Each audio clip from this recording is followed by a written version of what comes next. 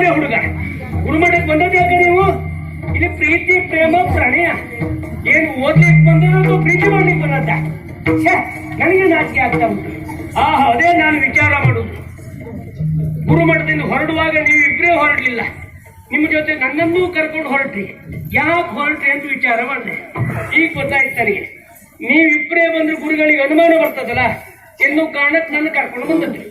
ನನ್ನಷ್ಟಕ್ಕೆ ನಾನಲ್ಲೆಲ್ಲೋ ವಿಚಾರ ಮಾಡ್ತಾ ಇರುವಾಗ ನೀವು ಇಲ್ಲಿ ಬಂದ್ಕೊಂಡು ನಿಮ್ದು ದೊಡ್ಡ ಅನಾಚಾರ ಮಾಡಿದ್ರಿ. ಕರೆಯದೆ ಹೋಗುವವನ, ಬರೆಯದೆ ಓದುವವನ ಕರೆದು ಯಾವುದ್ರಲ್ಲೋ ಹೊಡಿ ಎಂದ.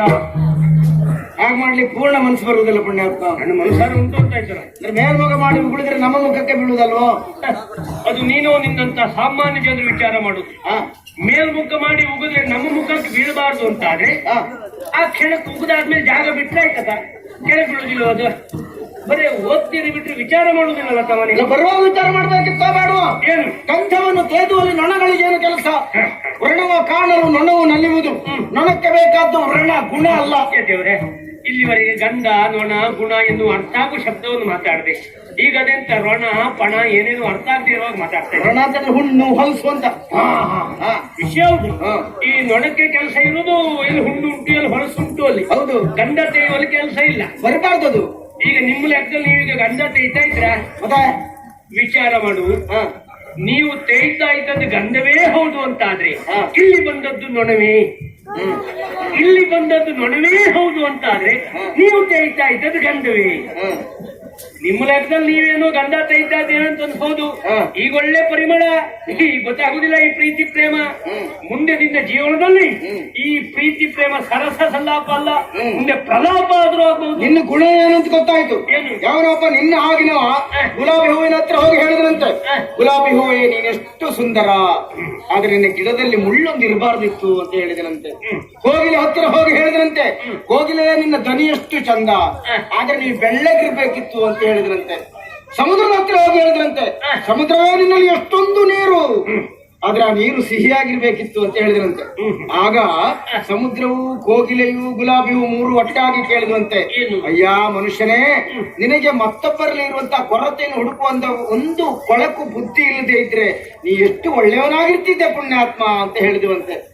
ನೀನು ಹಾಗೆ ನಮ್ಮಲ್ಲಿ ಎಷ್ಟೆಲ್ಲ ಒಳ್ಳೇದುಂಟು ಅದೊಂದು ಗೊತ್ತಾಗುದಿಲ್ಲ ನಿನಗೆ. ನಿಮ್ಮ ಹತ್ರ ಎಷ್ಟು ಒಳ್ಳೇದುಂಟು ಅಷ್ಟೇ ಕೆಟ್ಟ ನಿನ್ನಲ್ಲುಂಟು. ಉಂಟು ಒಂದು ಹುಡುಕುವುದೇ ನನ್ನ ಗುಣ. ವಿಚಾರವಾದಿ ನಾನು. ವಿಚಾರವಾದ್ಯ? ನೀ ಹೇಳದಂತೆ ಆ ಗುಲಾಬಿ ಹೂವಿಗೆ ಹಾಗೆಲ್ಲ ಹೇಳಿದವ ಯಾರು? ನಿನ್ನಂತ ಸಾಮಾನ್ಯ ವಿಚಾರ ಮಾಡುವವರು. ನಮ್ಮಂತ ವಿಚಾರವಾದಿಗಳ ವಿಚಾರ ಮಾಡುವುದೇ ಬೇರೆ. ಅಂತ ಗುಲಾಬಿ ಹೂವಿನ ಕೆಳಗೆ ಮುಳ್ಳು ಕೊಟ್ಟದ್ದು ಯಾಕೆ? ಅಷ್ಟೇ ಚಂದದ ಹೂವು, ಅಷ್ಟು ಒಳ್ಳೆ ಹೂವು. ಆ ಹೂವಿಗೆ ಯಾರ್ಯಾರೋ ಕೈ ಹಾಕಬಾರ್ದು, ಯಾರ್ಯಾರೋ ಕೊಯ್ಬಾರ್ದು ಅನ್ನೋ ಲೆಕ್ಕಕ್ಕೆ ಕೆಲವೊಂದು ಮುಳ್ಳು ಕೊಟ್ಟಿದ್ದು. ಕೆಲವೊಂದು ಒಳ್ಳೆ ಕೆಲಸ ಮಾಡ್ತಾ ಇದ್ದವ್ರು ನಾವು. ಶಿವಪೂಜೆ ಮಧ್ಯೆ ಕರಡಿ ಬಂದು ಹಾಕಿ ಬಂದ್ಬಿಟ್ಟೆ, ಎಲ್ಲ ಹಾಳು ಮಾಡ್ದ. ಒಳ್ಳೆ ಕೆಲಸ ಇದು. ಬಹುಶಃ ಸತ್ಯನಾರಾಯಣ ಕತೆ ಮಾಡ್ತಾ ಇದ್ರೆ ನಲ ಪ್ರಸಾದ ತಗೊಂಡು ಹೋಗುವಾಗ ಬಂದೆ ನಾನೀಗ. ಪ್ರಸಾದ ಆಮೇಲೆ ನಾವು ತಂದು ಕೊಡುದಿಲ್ಲ ಆಯ್ತಾ? ನೀವು ತಂದು ಕೊಡ್ಲಿಕ್ಕೆ ಇದು ಒಂದು ದಿನದ ಸತ್ಯನಾರಾಯಣ ಕತೆ ಅಲ್ಲ. ಇದು 1000 ಆದ್ರೂ ಮುಗಿಯುವ ಸತ್ಯನಾರಾಯಣ ಕತೆ ಅಲ್ಲ. ಇದು ಅಧಿಕ ವರ್ಷಕ್ಕೆ ಯಾರು ಹತ್ರ ಕೇಳಲಿಕ್ಕೆ? ವಿಚಾರವಾದಿ ವಿಪುಲನಪ್ಪ ನಾನು. ಯಾರು? ನಾನು ವಿಚಾರವಾದಿ. ವಿಚಾರವಾದಿ? ನಿನ್ನ ನೋಡಿದ್ರೆ ಎಲ್ಲ ಒಂದು ಅರ್ಧಂಬರ್ಧ ನ್ಯಾಯವಾದಿ ಇದ್ದಾಗಿತ್ತು ಪುಣ್ಯಾತ್ಮ. ಹಾಗೆ ಅರ್ಧಂಬರ್ಧ ಆದವರು ಮಾತ್ರ ವಿಚಾರವಾದಿ ಆಗ್ಬಹುದು. ಆಗ ನನಗೆ ಅನುಮಾನ ಗೊತ್ತಾ? ಏನು? ನೀನು ವಿಚಾರವಾದಿಯೋ, ನ್ಯಾಯವಾದಿಯೋ, ಛಲವಾದಿಯೋ, ಹಠವಾದಿಯೋ, ಅಥವಾ ಸಾಕು ಮುಂದೆ ಏನ್ ಹೇಳ್ತೀನಿ ಅಂತ ಗೊತ್ತಾಯ್ತು. ಏನು? ಇದ್ದಲ್ಲಿ ಚಾ ಸೇರಿಸಿ ಮತ್ತೇನೋ ಹೇಳಿದ್ರು ಹೇಳ್ತೀನಿ. ಮತ್ತೆ ಹೊಸದಾಗಿ ಸೇರಿಸ್ಬೇಕಾದ ಅಗತ್ಯ ಅಂತ ಉಂಟಲ್ಲ ಮತ್ತೆ ಎಂತ ಹೌದಲ್ಲ? ಇಲ್ಲಿ ಬಂದದ ಇದಕ್ಕೆ ಬಂದದ ಅದು ಮತ್ತೆ. ಓಯ್ ಅಮ್ಮವ್ರೆ, ನಿಮಗೂ ತಾಗ್ತಾ ಉಂಟು ಈ ಮಾತು. ಈಗಂತೂ ಪ್ರೇಮ ಲೋಕದಿಂದ ಭೂಲೋಕಕ್ಕೆ ಬಂದೇಳು. ಏನ್ ವಿಫಲ? ಇನ್ನೆಲ್ಲ ವಿಫಲವೇ. ನಮ್ಮ ಪ್ರೇಮಕ್ಕೆ ನೀನು ಸುಫಲ ಆಗುತ್ತೆ ಅಂತ ನಾವು ತಿಳ್ಕೊಂಡದ್ದು. ಯಾವ ಮರಕ್ಕೂ ಅಂತ ಹಾಕ್ಬೇಡ, ಬಹಳ ಕಾಲ ಬದುಕುದಿಲ್ಲ. ಹೌದಾ? ಜೈವಿಕವಾದದ್ದನ್ನೇ ಹಾಕು. ನೀನು ಹಾಗಾಯ್ತಲ್ಲ ಅಂತ ಹೇಳ್ತೀಯ. ಇತ್ತೀಚೆಗೊಂದು ಚಪಲ ಅಂತ ಹೇಳಿದ್ರಲ್ವಾ, ಎಷ್ಟು ಬೇಕಾದ್ರೂ ಹೋಗ್ತೀಯ. ನೀನು ಬದಲಾಗಿದೆ ಪುಣ್ಯಾತ್ಮ. ಮೊದ್ಲಿದ್ದಾಗ ನೀನು ಈಗ ಇಲ್ಲ. ಇಲ್ಲ ಮೊದಲು ಸುಮಾರು ಸರಿ ಇದ್ದವ, ಈಗ ಸಂಪೂರ್ಣ ಹಾಳಾದ. ಜೀವಮಾನ ಇಡೀ ನಂಜಿನ ಮಾತಾಡೇ ಸಾಯಿನೆ. ವಿಫಲ. ಇನ್ನೂ ನಿನ್ನಲ್ಲಿ ಬದಲಾವಣೆ ಕಾಣಬೇಕಾ? ಒಂದು ಪಂಚೆ ಉಟ್ಕೋ, ಕೊರಳಿಗೆ ಒಂದು ಕೆಂಪು ಹಾರ ಹಾಕೋ, ಹಣೆಗೆ ಒಂದು ಕೆಂಪು ಉದ್ದ ನಾಮ ಇಟ್ಕೋ, ತಲೆಗೆ ಒಂದು ಕೆಂಪು ದೊಡ್ಡ ಮುಂಡ ಕಟ್ಕೋ, ಕೈಯಲ್ಲಿ ಒಂದು ಕೆಂಪು ದೊಡ್ಡ ಪೆಟ್ಟಿಗೆ ಇಟ್ಕೋ. ಹಿಡ್ಕೊಂಡು ಎಲ್ಲ ಕಂಬಳ ಉಂಟು ಅಲ್ಲಿ ಓಡಾಡ್ತಾ ಇರ್ತಾರ. ಗುರಿತಾ ಕಂಬಳಲ್ಲ ಹಾಗಲ್ಲ ಗೆಳೆಯ. ಬದಲಾವಣೆ ಅಂತ ಹೇಳಿದ್ರೆ ಯಾವುದು?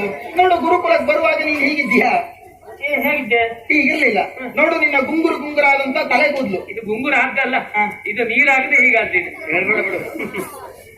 ನಿನ್ನ ಆಯ ಆಕಾರ, ನಿನ್ನ ಉಡುಗೆ ತೊಡುಗೆ ಗೆಳೆಯ, ಆ ಹೊಟ್ಟೆ ನಿನ್ನದೇನದು? ಇಲ್ಲ, ಇವತ್ತು ಯಾರೋ ಕೊಟ್ಟರು ತಗೊಂಡು ಬಂದೆ. ಎಲ್ಲರಿಗೂ ದೇಹದ ಎಲ್ಲ ಭಾಗಕ್ಕಿಂತಲೂ ಹೊಟ್ಟೆ ಮಾತ್ರ ದೊಡ್ಡದಾಗಿ ಬೆಳೆದಿದೆ. ಬಹಳ ಹಿಡಿಸ್ತಾರಲ್ವ ನಿನಗೆ? ಹೌದೌದು, ತೊಂದ್ರೆ ಇಲ್ಲ.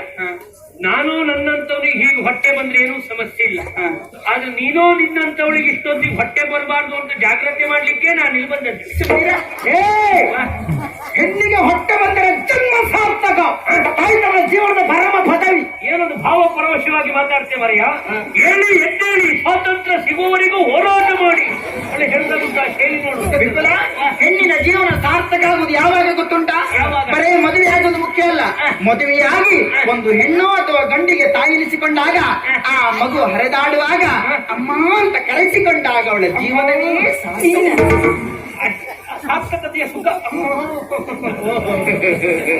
ಯಾವಾಗ ಎಲ್ಲ ಹೀಗೆಲ್ಲ ಹೇಳಿ ನಂಬಿಸ್ಬಿಟ್ಟು ನಾವು ನಿನ್ನ ನಂಬಿಸೋದಲ್ಲ ಪುಣ್ಯಾತ್ಮ, ಅದು ಯಥಾರ್ಥ. ಯಥಾರ್ಥ ಹೌದು. ಯಾವಾಗ ಹೆಣ್ಣಾದವಳು ಮದುವೆಯ ನಂತರ ತುಂಬು ಗರ್ಭಿಣಿಯಾದಳು ಅಂತಾದ್ರೆ ಆ ಕುಲಕ್ಕೆ ಒಂದು ಭೂಷಣ. ಅದೇ ಹೆಣ್ಣು ಮದುವೆಯ ಮೊದಲೇ ತುಂಬು ಗರ್ಭಿಣಿಯಾದಳು ಅಂತಾದ್ರೆ ಅವಳ ಜೀವನಕ್ಕೊಂದಿಷ್ಟು ಇಲಿ ಪಾಷಾಣ. ಇವತ್ತು ಬೆಳ್ಳಂಬೆಳಿಗ್ಗೆ ಬಾಡಿದ ಹೂ ಹಿಡ್ಕೊಂಡು ತಿರುಗಾಡ್ತಾ ಅಷ್ಟು ಕತ್ಲೆ ಇರುವಾಗ ಆ ಗುಡಿಸಲು ದೇವರಿಗೆ ಅಂತ ಇತ್ತಪ್ಪ. ಗೊತ್ತಾಯ್ತು, ಇಲ್ಲಿವರೆಗೆ ತನ್ನ ಮುಸುಡಿಗೆ ಒಂದು ತಾಗಲಿಲ್ಲ. ಯಾವ್ದಾದ್ರು ತನ್ನಂತದ್ದೇ ಯಾವ್ದಾದ್ರು ತಾಗಲಿ ಅಂತ ಹೇಳಿ ಹಿಡ್ಕೊಂಡು ತಿರುಗಾಡ್ತಾ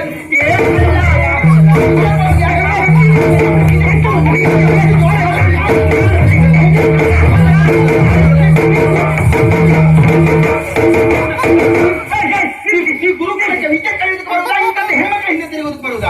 ಇತ್ತೀಚೆಗೆ ಹೆಣ್ಮಕ್ಳ ಹುಚ್ಚು ಜೋರ ಗುರುಗಳು ಹೇಳಿಕೊಟ್ರೆ ಒಂದು ತಲೆಗೆ ಹೋಗುವುದಿಲ್ಲ. ಹೆಣ್ಮಕ್ಳಿಗೆ ಉಪದ್ರ ಕೊಡುವುದು, ಹೂ ಹಿಡ್ಕೊಂಡು ತಿರುಗುವುದಲ್ವಾ? ಜೀವನ ಇಂಥದ್ದೇ ಆಯ್ತಾ? ನೀವು ಯಾವ ಮಾತುಗಾರ ಆದ್ರೆ ಅಂತ ಈಗ ಗೊತ್ತಾಯ್ತು ನನಗೆ. ನಿಲ್ಸಿ ನಿಲ್ಸಿ ಅಂದ್ರು ಮಾತಾಡದೆ ಇರುವವನೇ ನಿಜವಾದ ಮಾತುಗಾರ ಅಂತ ಈಗ ಅರ್ಥ ಆಯ್ತು ನನಗೆ. ಅಲ್ಲ, ಏನು ಮಾತಾಡ್ತಾರೆ ಮಾರೆ, ನಿಲ್ಸಿ ಅಂದ್ರೂ ಸುಮ್ಮನೆ ಇರುವುದಿಲ್ಲ ನೀವು. ಹುಚ್ಚು ಹೆಚ್ಚಾಯ್ತು ನಿನಗೆ. ಅಲ್ಲ, ನೀನು ಹೀಗಾದೆ ಅವನಿಗೆ. ಮತ್ತೆ ಊರ್ ಕಡೆ ತಿರುಗಾಡು ಸುಳ್ಳ ಕತ್ಲೆ ಇರುವಾಗ ಈ ಹಳದಿ ಕಾಯಿಲೆ ಇರುವವನಿಗೆ ಯಾರು ನೋಡ್ರು ಹಳದಿ ಹಳದಿ ಕಾಣುದು. ನಿನಗೂ ಹಾಗೆ ನಾ ಹೂ ಹಿಡ್ಕೊಂಡು ಓಡಾಡುದು ಎಲ್ಲಿ ಹೆಣ್ಮಕ್ಳಿದ್ದಾರೆ ಅಂತ ಅಲ್ಲ, ಎಲ್ಲಿ ದೇವರ ಕಲ್ಲುಂಟು ಅಂತ ಹುಡುಕ್ತಾ ಇದ್ದೀನಿ. ನೀ ಅಲ್ಲಿ ನೋಡ್ತಿದ್ದ ಅದಕ್ಕ ಮತ್ತೆ ಅದಕ್ಕೆ ಅಂತ ಮಾಡ್ಕೊಂಡೆ. ಬಿಡು, ಬಹಳ ಜಾಗ್ರತೆ ನಿಮ್ದಲ್ಲ. ಹೂವಿನ ತೋಟದಲ್ಲಿ ಬಿಟ್ಟು ಆ ಗುಡಿಸ್ಲ ಮತ್ತೆ ಎಂತ ಇತ್ತು ನಿನಗೆ? ಇಲ್ಲಿ ಪ್ರೀತಿ ಪ್ರೇಮ ಮಾಡ್ತಾ ಇದ್ದದ್ದು ನೀವು. ನಿಮ್ ಸುದ್ದಿ ನಾ ಹೇಳ್ಬೋದು ಅನ್ನೋ ಜಾಗ್ರತೆ ನನಗೆ ಜೋರು ಮಾಡ್ತಾ ಇದ್ದೆ. ಅದ ಹಾಗೆ ಬಹಳ ಬುದ್ಧಿವಂತರು. ತಮ್ಮ ಬುಡದಲ್ಲಿ ಕಾಲ ಬುಡದಲ್ಲಿ ಕುಂಬಳಕಾಯಿ ಎಷ್ಟಿದ್ರು ತೊಂದ್ರೆ ಇಲ್ಲ, ಇನ್ನೊಬ್ರ ಕಾಲಲ್ಲಿ ಸಾಸಿವೆ ಕಾಳಿದ್ದನ್ನೇ ಹೇಳೋದು. ಅಯ್ಯೋ, ಅಂತವ್ರು ಬಹಳ ಜನ ಇದ್ದಾರೆ. ಹೇಳೋದು ನೋಡ್ಬೇಕು. ಅವ್ನು ಸ್ವಲ್ಪ ಮಾತಾಡ್ತಾನ ಮನೆಯ, ಅವ್ನು ಅಷ್ಟೆಲ್ಲ ಮಾತಾಡುದ. ಅವ್ನು ಸ್ವಲ್ಪ ಕಡಿಮೆ ಮಾತಾಡ್ ನಾವೆಷ್ಟು ಸಮಯಕ್ಕೆ ಸರಿಯಾಗಿ ಮುಗಿಸ್ಬೋದು. ಹೀಗೆ ಹೇಳೋರು ಯಾರು?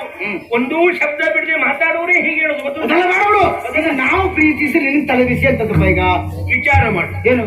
ಒಂದು ಪರಿಸರವಾದಿಯಾಗಾದ್ರೂ ವಿಚಾರ ಮಾಡ. ಇಂಥ ಒಂದು ವನ ಇರುವುದು ಯಾಕಾಗಿ ಎಲ್ಲೋ ವಯಸ್ಸಾದವರು ಸಂಜೆ ವೇಳೆಗೆ ಇಲ್ಲಿ ಬಂದು ಕುತ್ಕೊಂಡು ಒಂದು ಸ್ವಚ್ಛಂದವಾದ ಗಾಳಿಯನ್ನ ಸ್ವೀಕರಿಸಿ ಹೋಗಲು ಒಂದು ಲೆಕ್ಕಕ್ಕಿರುವುದೇ ಬಿಟ್ರೆ, ನಿಮ್ಮಂತ ಪ್ರೇಮಿಗಳು ಬಂದುಕೊಂಡು ಇಲ್ಲಿ ಸಣ್ಣ ಪುಟ್ಟ ಗಿಡ ಮರನ ಮುರಿದು ಹೋಗ್ಲಿಕ್ಕಿದ್ದಲ್ಲ. ಇರುವುದೇ ಪ್ರೇಮಿಗಳಿಗೆ. ಹಾಗಾಗಿ ಪರಿಸರ ನಾಶ ಆಗ್ತಾ ಇದೆ. ಪರಿಸರ ನಿನ್ನ ಬರೀ ಪ್ರೀತಿ ಮಾಡೋದು ಮಾತ್ರ ಅಲ್ಲ, ನಾನ್ ನಾಳೆ ನಾಡ್ದು ಮದುವೆ ಆಗ್ತೇವೆ. ಏನಾಯ್ತು? ಅದಾಗಿ ನನ್ ತೊಂದ್ರೆ ಇಲ್ಲ. ಆದ್ರೂ ವಿಚಾರ ಮಾಡಿ. ಏನು ಮದುವೆ ಆಗ್ಬೇಕು ಯಾರನ್ನ ಅಂತ ಒಂದು ಸಂಪ್ರದಾಯವಾದಿ ಆಗೋದು ವಿಚಾರ. ಏನ್ ಸಂಪ್ರದಾಯವಾದಿ? ಮದುವೆ ಆಗ್ಬೇಕು ಯಾರನ್ನ? ಗುರು ಹಿರಿಯರು ತೋರಿಸಿದ ಹೆಣ್ಣನ್ನು ಗಂಡನ್ನು ಮದುವೆ ಆಗ್ಬೇಕು ಬಿಟ್ರೆ ನಮ್ಮಷ್ಟಕ್ಕೆ ನಾವೇ ಪ್ರೀತಿ ಪ್ರೇಮ ಪ್ರಣಯ ಅಂತ ಏನೇನೋ ತೀರ್ಮಾನ ಮಾಡ್ಕೊಳ್ಳೋದಲ್ಲ. ಏನೋ ಬುದ್ಧಿವಂತ. ಪ್ರೀತಿಸಿ ಮದುವೆ ಆದ್ರೆ ನಾವೇ ಪ್ರೀತಿಸಿದ್ದು ನಮಗೆ ಸಿಗುತ್ತದೆ. ಹಿರಿಯರು ನೋಡುವಂತ ಹೆಣ್ಣನ್ನು ಮದುವೆ ಆದ್ರೆ ಯಾರ್ಯಾರೋ ಪ್ರೀತಿ ಮಾಡಿ ನಮಗೆ ಸಿಗ್ತದೆ. ನಿನಗೆ ಹಾಗಾದ್ರೂ ಒಬ್ಬಳು ಹುಡುಗಿ ಸಿಗ್ಲಿ ಅನ್ನೋದು ನನ್ನ ಶುಭಾಶಯ. ದೇವರಿಗೆ ನಾನು ಹರಕೆ ಹೊತ್ಕೊಳ್ತೇನೆ. ಇನ್ನು ಬಹಳ ಹೌದಾದ್ರೆ ದಯವಿಟ್ಟು ಯಾರಿಗೂ ಹೇಳ್ಬೇಡ. ಇಡೀ ಗುರುಮಠದ ನೀವು ಬಹಳ ಒಳ್ಳೆಯವರು, ಸಂಭಾಯಿತರು ಅಂತ ತಿಳ್ಕೊಂಡಿದ್ದಾರೆ.